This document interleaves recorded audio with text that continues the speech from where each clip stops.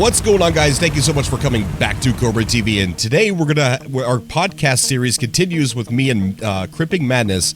And we're going to be talking about the story of Beyond Good and Evil 1, how it ties in with 2, even though 2 is a prequel. So it gets a little confusing there.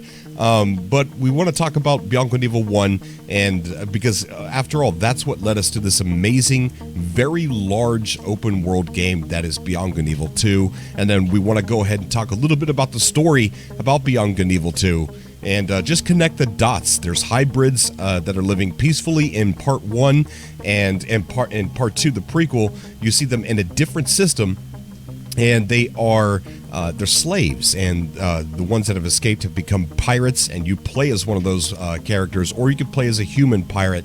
And then there's this big world, as we learned from the last demo, you could actually rob banks in Beyond Good and Evil 2, which I am super excited to see that in action. But joining me on the show... There's so much to talk about. What's that? There's so much to talk about. Oh, I know, I just hear you reaming through the list. Carry on, sorry. And then, I got Cripping Madness here joining us today. Cripping, how you doing, buddy? Hey, man. Not too bad, thank you. It's been rough for us to get to this podcast. We're so unorganized. The 10th time trying to record this? No, I'm joking. No, not the 10th. This is definitely the second, but it's probably the 10th time trying to group up and do this podcast. Yeah. Been super, super busy. But it's a holidays. It's expected, right? Right. Of course it is, yeah. So, Beyond Good and Evil 1. First of all, Beyond Good and Evil 1 is vastly different than Beyond Good and Evil 2. And the reason for that, and I think a lot of the reason why people aren't really looking at Beyond Good and Evil 2 is because they know 1, and they probably don't hate it or dislike it, but they probably have this imagination, something in their imagination of what to expect because they know what 1 is. Beyond Good and Evil 2 is way different. Way different. When they made 1, it wasn't exactly what they wanted the game to be in the end, but technological advances now has given them the opportunity to make Beyond Good and Evil 2 the way they envisioned it, which is large life-size planets, an entire star system that is larger that we realized when we actually saw the star map on the newest gameplay demo. But it's vastly different. But what we see in 1 is the hybrids are living peacefully, and they're not in 2. But it is a prequel, but they are also 2 different systems. So what is 1? Well, 1, you play as the character Jade, and you're hired by the Iris network, right, to take pictures, to investigate, it's not to invest. Well, it's to take pictures for a scientific reason. But you slowly start to realize that the people you're working for is the enemy. Did I get that right? No. So there's 2 different jobs that you've got going, basically. So basic premise is that she is just a person that works at an orphanage to earn money on the side. She does a bit of reporting for the scientific industry, taking pictures of animals, like you say. But then the Iris Network comes along, which is one of the rebel organizations. Okay. And they say, hey, take pictures for us to further our efforts towards what's going on in the overarching story. Gotcha. Okay, got you. And okay, so you got the hybrids there. So this takes place in System 4. System 4, yeah. Right, System 4. One thing to note about the 2 games is you mentioned the hybrids is like the big theme of Beyond Good and Evil 2. In Beyond Good and Evil 1, the theme is completely different. The focus isn't on the hybrids. They just exist in this world, and they're not oppressed. They're just living their lives, have jobs, etc. And the focus is mainly between these 2 political groups, one which is a radical group that is trying to fight back. Then there's the other group, which are the ones that are seen to be in charge and supposed to be the protectors and the police of the system at the time. And then this is all surrounding an alien invasion that's happening by some creatures called the Doms. Right. Okay, and so we're gonna talk a little bit about the story of Beyond Good and Evil 1, and then we're gonna go into Beyond Good and Evil 2, talk a little bit about that, and the setting, and who you play, why you're the way you are, and then there's the mystery of Jade, which she is in 2, and I don't think any of us really understand that. We can throw some spaghetti at the wall and hope it sticks. Okay. Okay. All right. So we're going to go ahead and start off with some of the key moments in part 1.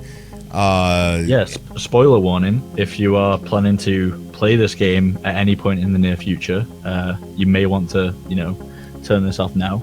I'd advise not doing, because we're going to talk for a while, but if you do want to play the game, we're going to be talking a lot about it and a lot of the spoilers that do happen within the game. Right. And I do highly suggest people do play it. It is fun, even though it's nowhere near as advanced as part 2.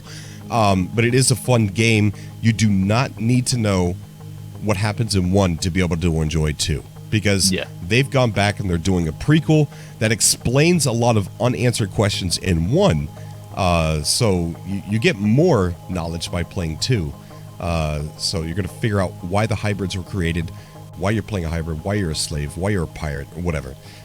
So let's go ahead and start with the beginning of the game. You want to talk about the lighthouse attack. Yeah, so the game starts off very, very straightforward. You're meditating on this platform, and then there's an alien invasion. And I know that you mentioned this was quite a funny point, but the big thing surrounding the start of the game is that you try to put the shields up, but then realize that you can't because your bank balance is low and you haven't paid the electricity bill. Right. Which is just it's a hilarious thing to me. But yeah, it's very, very within itself. It's a little tutorial section. It kind of teaches you the base mechanics. You have a little boss fight there, and it teaches you that you have to use your camera to take pictures of animals and such to earn money, and that's how you're going to get your money for your electricity and stuff back. Right. And then the game kind of spirals from there. You end up getting a disc that basically gives you your first mission, which is to go and take a picture of these 2 aliens. And this is the M disc. Yeah, M disc. So, in the timeline that we're going to talk about a little bit later, we had, as humans, technology started working against us, so we had to go back to old means of communication. So, what he's talking about there is an M disc, which is kind of like a CD. And if you go back to the first trailer shown for Beyond Good and Evil 2 back in 2017, the scene with Nox and the pig in the bar, he's actually taking the M disc. It's an M disc that he steals, and he's giving that to Dakini back in the ship, and that's what she's been searching for, this M disc. Right. And so that also takes place in Beyond Good and Evil 2 as well. They're still using the M disc for communication and relaying of information. Sorry, go ahead. No, that's all I had to say on that point. Okay. We're on to next Black Isle, right? The Black Isle, yes. Really self-contained little storyline. You arrive at Black Isle under the guise of a mission that you've got to earn some money. It's this guy, a shady-looking guy in glasses, says, "Hey, go take a picture of these 2 aliens." And you go into the cave, and there's these 2 aliens that you got to take a picture of, and you're meant to take the picture of them both in the same picture for some scientific reason. Of course, it's explained within game lore, but it turns out that the picture that you're taking is not of 2 creatures, it's of one of these DOMS aliens, right, that's been trapped in this cave. Now that's all kind of a self-contained little segment within itself, but the main point of this whole thing is it's your actual recruitment test for the Iris Network, which is the rebel organization. Now they hop out of the big limousine that you see, and it's actually a little taxi car, so you can see that already they're throwing on a big charade and it's not real. And they're basically recruiting you to their rebel organization because the Alpha sections, who are meant to be the good guys, the protectors, are supposedly working with these aliens, the DOMs, who are the big bad guys. So they're recruiting you to help, gather some information as a reporter to further the public cry and go against the DOMs and the Alpha sections. And all this started out as, with there was like these meteors or comets or something not comets, but like asteroids coming down, and it was actually an alien invasion. And then she didn't have the power to turn back on the force field, so what she ended up doing is getting a job. And as she she takes on a photography job and works for these organizations just to pay her bills and get that force field turned on, and this turns into like a mystery, unsolving a mystery. It goes really, really deep along the way. Right. And so the next is we want to talk about the Iris Network. She's recruited by the Iris Network and thinks that the Alpha sections are being they're behind like all these disappearances around the planet. And public perception at the time is that the Iris Network are the people that are the bad guys, and even Jade turns around herself and says, "You mean the rebel organization that are working with the Doms?" And then they have to like sit her down and explain to her, "No, we're the good guys. Really, we're going to prove this to you by sending you on this mission. Do you want to do it for us?" Right. And that's when she meets Double H. Yeah, they go to the factory. It's quite a longer story segment that they have. They're going through the factory and they meet this guy that's like being trapped inside a machine, and they rescue him.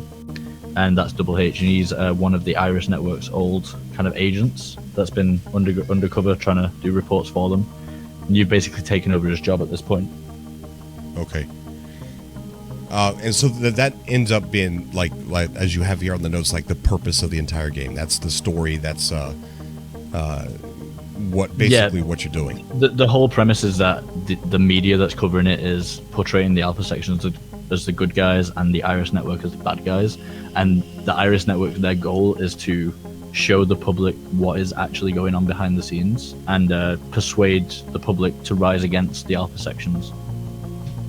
Now, do you think they're going to have something like this in Beyond Good and Evil 2? Like, do you think that there's, because you have the eyeglass, the spyglass, as they call it, the spyglass, and you could take pictures with it and show other NPCs. Do you think that maybe as a role as a pirate, that maybe they might throw in something there to where we can convince the public that the hybrids should not be used as slaves? I think there's going to be a strong focus, like you say, in the sense of hybrids being free and hybrids being used as slaves. Right. I don't think there's going to be two political parties kind of running the show this time around. I think it's going to be a strong focus just on captivity versus no captivity. Right. Okay. Well, I look forward to that. That'd be kind of cool. And the pirates are going to be looked at as the bad guys too, as well. So maybe there's some kind of like connection there. Like the Iris were looked at as the bad guys, but they weren't. You as a pirate in Beyond Good and Evil 2 are probably going to be looked at as a bad guy, but you're not. I think there's potential for the Iris Network to be something that was founded from the days of piratism, so to speak. We might actually see within Beyond Good and Evil 2 like the foundation of the Iris Network. No, I understand why Jade is bad and she's a pirate hunter in 2. Okay. Okay, I'm stopping this right now, and I'm going to go ahead and talk about this. I just got it. There's a strong connection to what she went through with the Iris Network, right? And learning that they weren't bad. Okay? Now, here she is again in the same situation, hunting pirates in Beyond Good and Evil 2 because she thinks they're bad. And part of the story is she learns that the pirates aren't bad. She joins forces to help free other slave hybrids and to also change the public opinion that hybrids should not be in captivity and pirates are not bad. Bam! There you go. That's your story for Beyond Good and Evil 2. I'll take it with a grain of salt. And then the end of that story that you've just written is she hits her head really hard. She forgets all of the stuff that happens in Beyond Good and Evil 2, and then she goes on to live her life as a reporter in Beyond Good and Evil 1. Well, maybe that's why she's got a staff, a wooden staff. Maybe. In part 1. Actually just a walking stick. I don't know. It's not confirmed, guys. It's not confirmed. But that's what I'm calling. I'm calling that. That's the story of Beyond Good and Evil 2. Okay, so let's talk about the Nutripolis. You pronounce that factory. Neutrophils factory. Yeah, that's what I said. So that is the same segment we were just talking about where you meet Double H. Oh yeah. That's right. Okay. But within there's a segment where you have to fix this elevator. Now, big spoilers here. You go up the elevator with your Uncle Page, who is your faithful companion. You've been with him the entire game thus far. And as you get to the top of the elevator, he hands you this M-disc, as we were talking about earlier. And it just says For Jade on it, and it's a little sentimental moment that you go through. And then you go off doing some exploring on your own, and as you come back, you find out that he's been attacked, and they actually kidnap him. And it's one of the most heart-wrenching things as a child I ever experienced, honestly. Mostly because I actually spent I'd say roughly about 6 hours in this side area trying to find out what I was meant to do, not realizing that I was meant to just go back on myself to trigger the cutscene. So I was really, I've been there. I've done the same thing since. I was really fed up. I was just running backwards and forwards, like I must be missing something. There must be something I can do. Yeah. And then I ran back, and then this overwhelming sense of upset and grief just flushed over me. But anyway, the main thing of what happens there is obviously he's kidnapped, and it's a really sad thing because then that furthers Jade to go on to want to investigate more, and she's now intertwined within the storyline. The M disc that he gives, she goes and puts it in the reader and looks at it, and it's Paige telling Jade how they came from somewhere else as an orphan in this ship called the Beluga. And he knew Jade's parents, and they were lovely people. And then, because of whatever happened where they was, he had to run away with Jade and raise her. So that kind of, in itself, adds a sense of story to what we could see in Beyond Good and Evil 2. Okay, awesome. That's true. I don't know. I like my story better. See, the thing that I have trouble understanding is like how old Jade is meant to be in Beyond Good and Evil 1 versus how long she's been there and how old she's meant to be portrayed in Beyond Good and Evil 2. That's why I keep saying time travel, Cobra. Yes, and I think you might be right as well. Yeah. We don't know. All right, what do we got next on the list here? So it's more of the same, really. The story kind of pans out with you go back to Iris. They tell you, hey, go look for your Uncle Paige. You need to go to the slaughterhouses to further this storyline. Get more evidence against the Alpha sections, etc.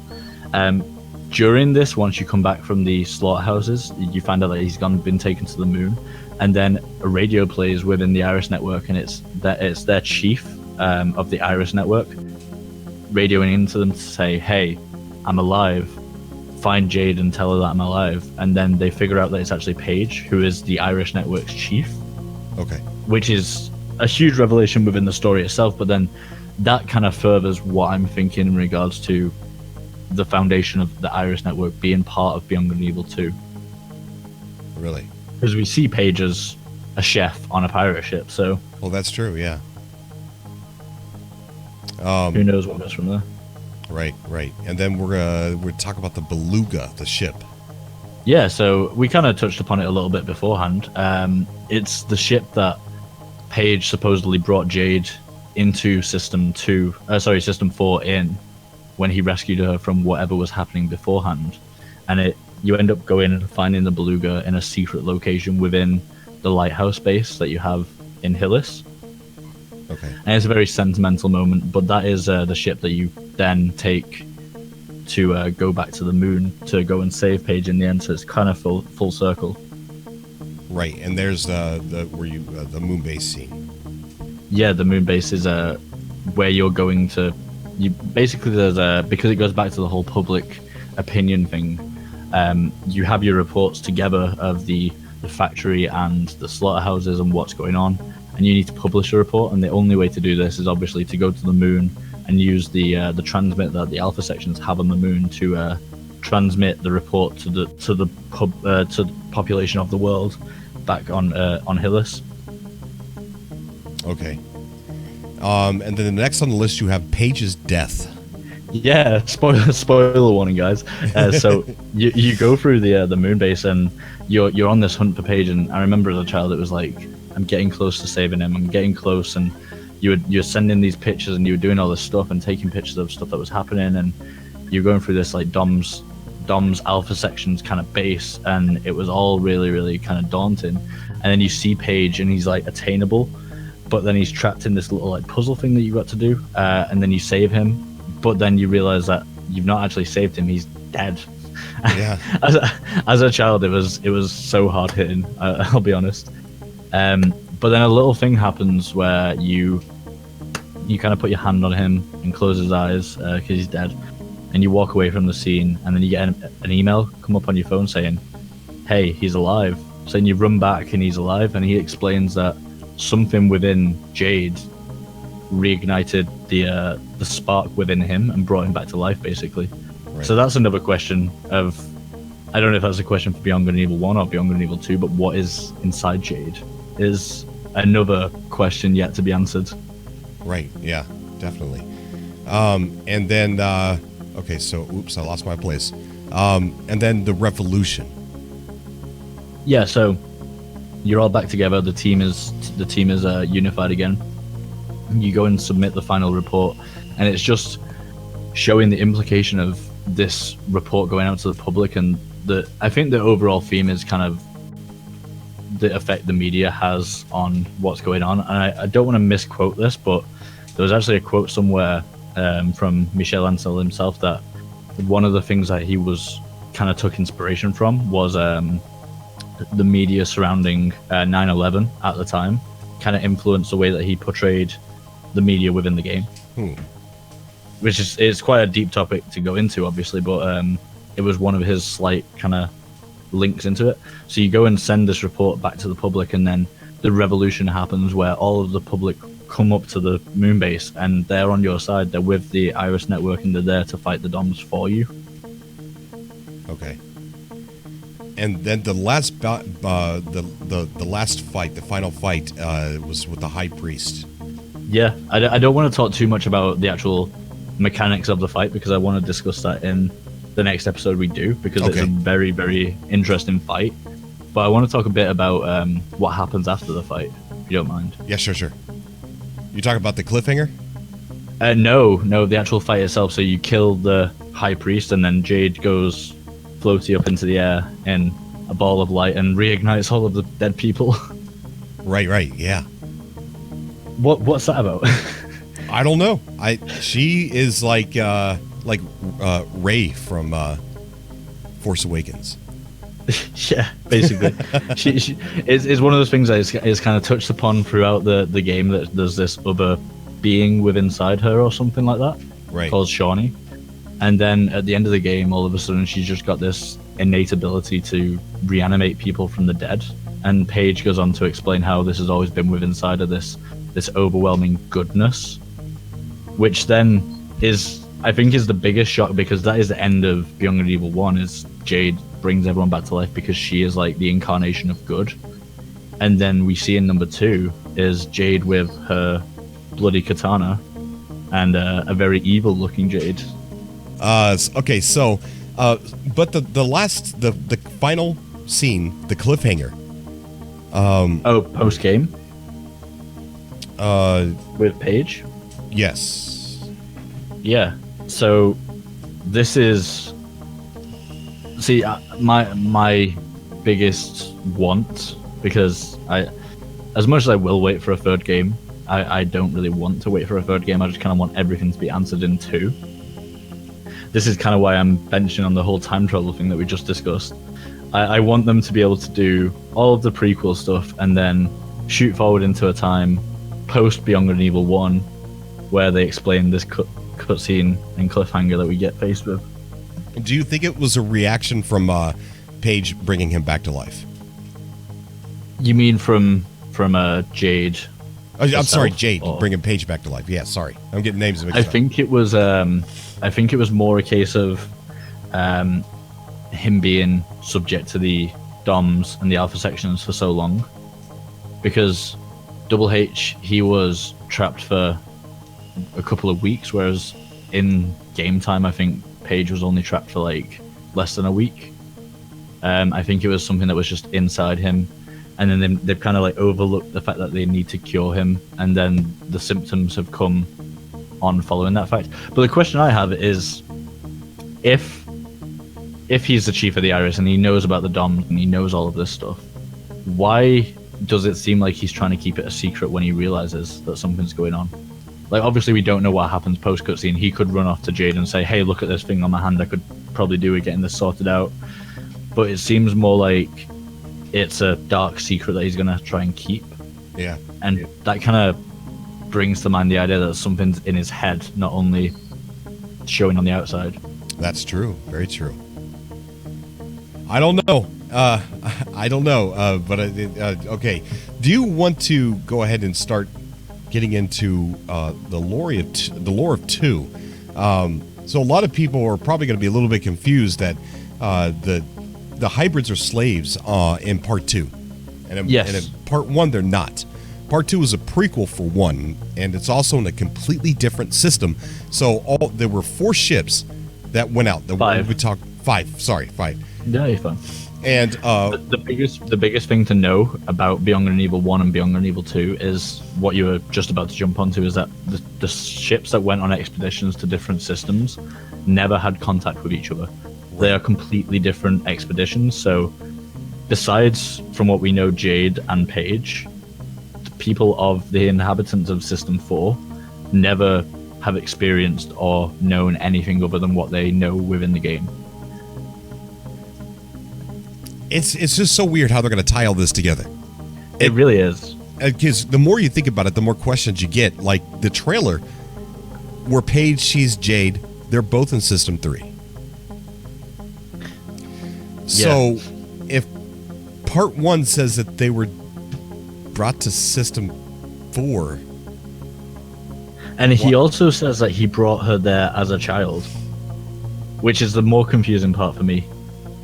Oh my gosh, what in the world? Which is why I'm strongly believing that the Time Jade travel. that my time travel is my throwaway theory. My actual theory is that the Jade that we play in Beyond Good and Evil 1 is a clone.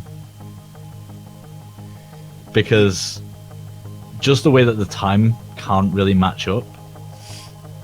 So you don't think the Jade in 2 is a clone? No, I think that Jade in 2 is the original Jade, and she could be like an offspring of Dakini, or maybe a clone of Dakini of some variety. Dakini is the woman, obviously, that we see at the end of the trailer in number 1. Trailer at the end of number 2. But I think that my theory, I think I've said this already at one point, but is that Jade in Beyond Good and Evil 2 is the, let's say, Alpha Jade. She's the original Pirate Hunter Jade. And something happened within Beyond Good and Evil 2 before we see that give her and Paige a connection, so he knows her from like childhood or something. And then she's gone on this deep dark route of trying to kill pirates. And then I believe that the Jade that he runs away with and takes to System 4 is a clone. This child, because he grew up with Alpha Jade, but this is a different Jade entirely that he raises the right way. Because I think the main thing, what we'll kind of see is that Jade, as it's shown in Beyond Good and Evil 1, she has this goodness in her. But I think it might be more than that. It might be that she has the potential to be both extremely good or extremely evil. Getting back to the title, of course, Beyond Good and Evil. Right. And I think that it's just kind of which path did she take. And I think that in Beyond Good and Evil 1, it will be a clone that took the right path because Paige ensured that happened. But we'll see what happens in Beyond Good and Evil 2. Okay. All right. Do you want to jump onto the timeline a little bit? Give people a rundown of what actually happened leading up to the events of Beyond Good and Evil 2? Right. So let's go over the timeline. There's a very detailed post here, and I'm trying to look for who did this. Hillians? The blog that I linked to you? Right. That is a user from my our Discord server called I don't want to misquote the name. It's Hillians. No, it's Caracal. It's one of the users that helps me out with the live threads over on the subreddit as well. There's quite a lot around there. Big shout out to him. He's the one to put all this together. Yeah, I'm not sure if it's him or her, to be honest. But okay, yeah, all right. So big shout out to you. Thank you for providing this. It's a very detailed version of the timeline.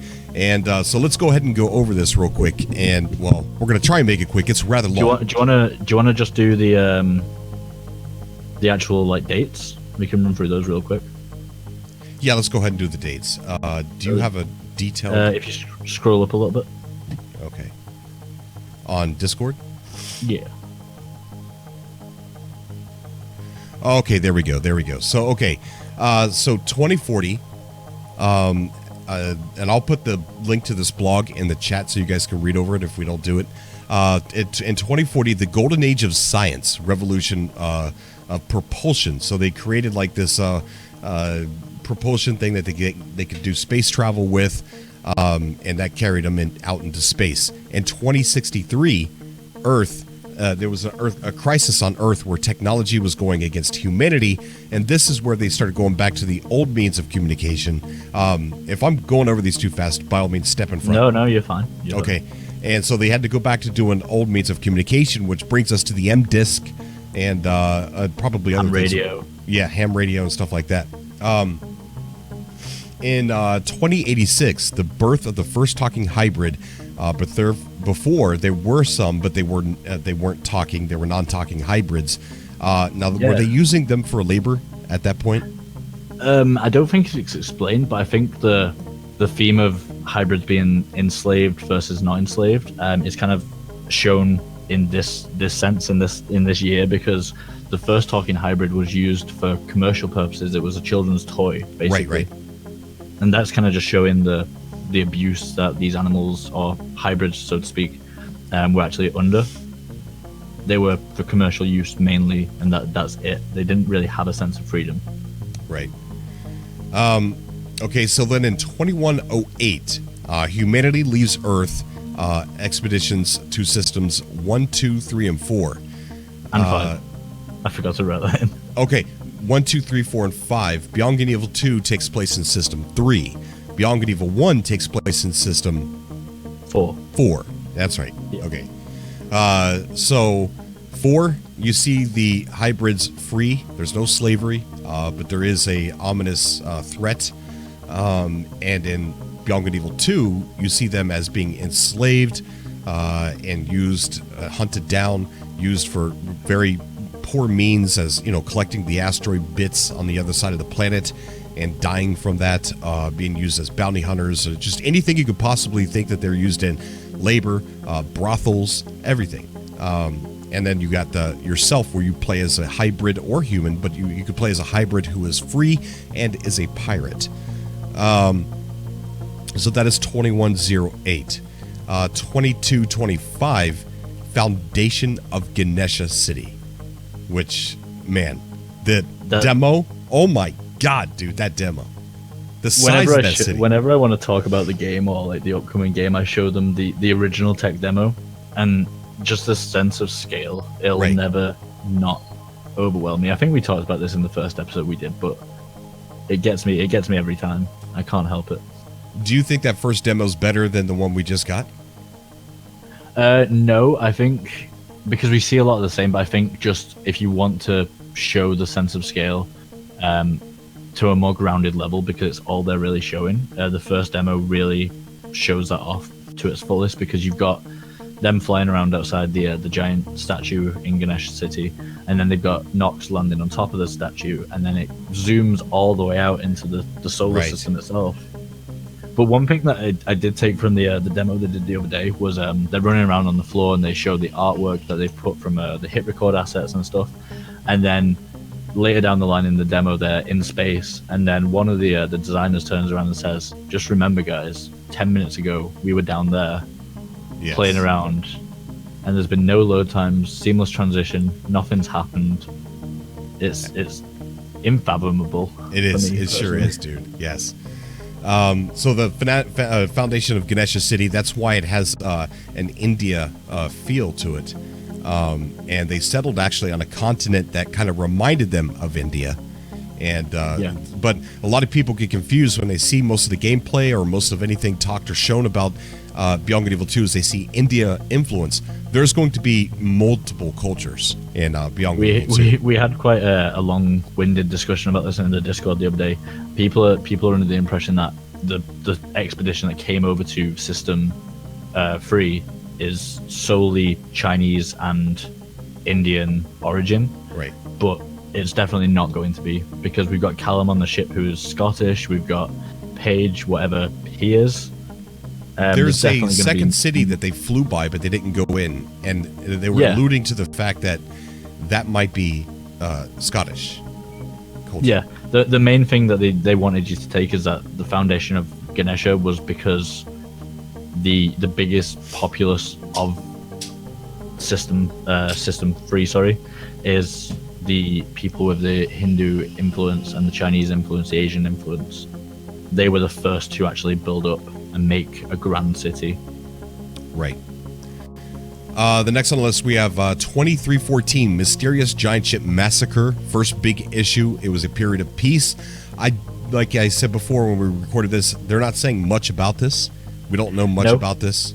It was just that before this time, it was a time of peace and prosperity, and then all of a sudden they found this giant ship with everyone inside dead. So it was the mark of where this peace kind of stopped. Right. And then 2316, the Golden Age of Pirates. So they, pirates start escaping. They start becoming outlaws and pirates, taking what they want, and because they have to. They can't just go down to the supermarket and push around a shopping cart. Could as well. What was that? They realized that they could start stealing because they realized that they didn't have to work for what they needed anymore, that there was money to be had. Right. And it was free for the taking, so. Exactly. Take from those that took from you, and took from your, your kind. And then there's a mysterious date, and this is the birth of Jade, and it says dark period. Okay, do you know anything more about this? All they alluded to was that they're not going to give a specific date yet. I don't know if they will in game, but that the time where Jade was born was a very dark period. With it was very contrast to what they had before with the foundation of Ganesha and everything like that. There was a lot of people dying around the time. Pirates were thriving. It was just a very dark period in time. Okay. And then Jade was born before Beyond Good and Evil 2 starts. Okay, so on the timeline there is a segment following the birth of Jade where Beyond Good and Evil 2 takes place, but we still don't know what year that actually is. Right. And there's also just so much confusion about Jade being there in System 3, and the fact that she's evil, the fact that Paige already knows her. The blood on the katana. Yes, the blood on katana, which I don't know if I think the guys over there are trying to trick us the way they did the Force Awakens trailers. I mean, they explicitly said. I know what they said. I know. I went back after me and you had that discussion, and I watched, but I can't help the fact that it seems like they're trying to trick us. I don't know how. I know what they said. I don't know. Look, none of the information lines up the way it should. So there's definitely something they're not telling. I'm excited to see what we get. I hope they don't give too much away before the game actually comes out, though. Oh, me as well. Yeah. I'm excited to just find out as I play. Yes, so that's it. There's plenty more to discuss, but in part 1, you're in a very different environment than in part 2, which is a prequel, much darker time. I think before we leave off, we should kind of just catch people up with where the storyline that we know so far is in terms of Beyond Good and Evil 2. We don't know much, but the basic premise is that there is a ship with Nox and Shani and this woman called Dakini, who is very Jade-like in appearance, and she's searching for something called the Moksha Gate. And then in the more recent trailer that we got, we found out that Dakini's gone missing. She may have found the gate, she may have not. And then the ship that they're on is under attack by what seem like Alpha sections and Jade herself. So there's so many different questions to be had. Yeah, a lot. A whole heck of a lot. See, before we had that explanation on, I'll tell everybody what I was thinking. Before we had the explanation that Jade was evil in Beyond Good and Evil 2 and a pirate hunter, I thought that the blood on her katana was because she had just killed the people that were attacking Nox's ship, and that she had saved him, actually. That's what I thought. Yeah, because you saw when Paige kind of turned to her, you saw it as like a gleeful smile, whereas like in reality, or at least in my reality, I saw that as a terror. They don't seem too scared though. I see it as scared. And why was it only Paige that recognized her, and not anybody else? How come nobody else? They didn't say in unison, "Oh no, it's Because Jade." I'm still of the opinion that he's not seen her for a long time, since she was maybe a child, and then something's happened between then and now where she's become evil, and he's just kind of had the realization, oh, loads of people we know are being killed. Oh, it's Jade. And then he's put two and two together and he's like, Jade? Is that really you? That's my take on it. Would you consider the possibility that maybe communication could be a problem here at the 5 studios that they got? Like, you know what I'm saying? Like, maybe they're not all on the same page, and they've realized it now. Hey, with clones, there could be 20 Jades running around. You're right. There could be 20 different Jades running around. Oh yeah. If it was a mess up, they could easily fix it with clones. Easily. Yeah, 100%. They can wreck. I mean, not to talk them down, but I think that's how they've kind of gone around the character creation and the what's it called, the filling in of NPCs is the clones excuse. Oh, of course, because when I the first time I heard them say something about clones, which we used that in our lore and our radio show. But the first time I heard them, that I thought, what a good example or good excuse, like in a positive way, because you can't make it's almost impossible to make a game that has infinite NPCs, right? That infinitely different NPCs. So to say that the system, when it generates an NPC or whatever, it's going to look like Nox, or it's going to look very similar to Nox, maybe dressed differently, maybe a little bit longer hair. But you could say a good lore is saying that a lot of these are cloned from their DNA, because maybe they found, okay, this DNA strand here, this DNA code makes a great laborer. So we're going to sell this DNA strand and say we can clone this for you, and it always turns out to be a good laborer. Exactly. And they actually said, I'm going to paraphrase from Caracol's little blog post, that at the time, this was said during the stream, that at the time cloning was the only way to actually populate the new solar system, because they obviously went for this expedition out to 3, but then they didn't have enough people to actually populate the planet, and the planets within the system, so cloning was the actual only option they had. And they were doing it from a limited number of DNA strains, which is of course a way of them, covering up the NPC thing. But right. I think story-wise, it's really good that they've actually written something in to explain that. Yeah, story-wise, it fits. I mean, it just works. So yeah, I mean, that's it. Is there something that we didn't cover that might be pretty important? I do want to take a read over this blog post at some point so I can actually get all the information from it. There's stuff to do with like the creators, the perfect beings that they've actually created the clones from. But I think we can touch upon that another time. Okay, guys. Well, that's the story of Beyond Good and Evil 1. Hopefully it makes a little bit more sense. I'm sure we probably confused you. I probably confused you with Jade and the whole timeline and everything. But don't worry. Huh? I'm confused. Okay, yeah. I was going to say, don't worry. I'm confused too. I'm excited to see how they work that out. But guys, thank you so much for coming out to the show and sitting with us on this excellent title. A good way to get people excited about Beyond Good and Evil 2 is, just like Madness said, share that very first gameplay demo. It gets people to understand the size of the scale. And then the newest gameplay demo that we just got shows the city, the traffic, which the traffic was just, it's already been improved, they said, and we'll see in a few months, they said. Okay, so in a few months, we might be able to see something more. And they said that they improved the traffic. Now, one of the things that I took away from the gameplay demo is the character animations aren't polished yet.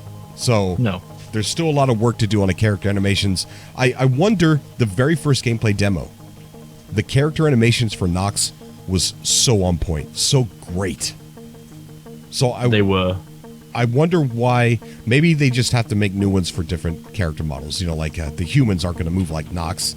So, I think it was because they polish what they're going to show, and I think they wanted to show the whole sense of scale and things like that in the original one, whereas this one was more a show of them filling out a city to some degree.